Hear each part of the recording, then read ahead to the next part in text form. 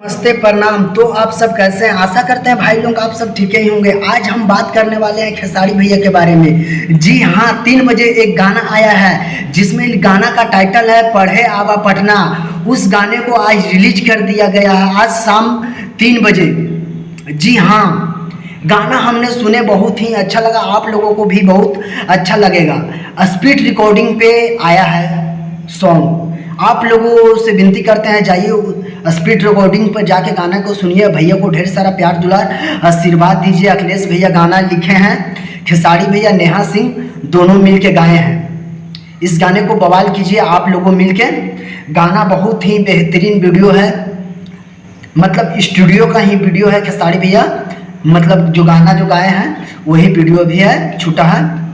हो सकता है तो कुछ दिन में बहुत जल्द आप लोगों को बीच में नया ये जो होता है ना, जो वीडियो देखने के लिए आप लोगों को मिलेगा।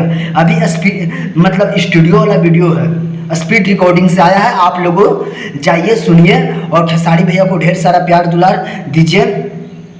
इसी तरह गाना गाने के लिए खेसारी भैया लव यू। बहुत ही अच्छा लगा मेरे को गाना आपका सुन के, बहुत ही दिल खुश हो गया।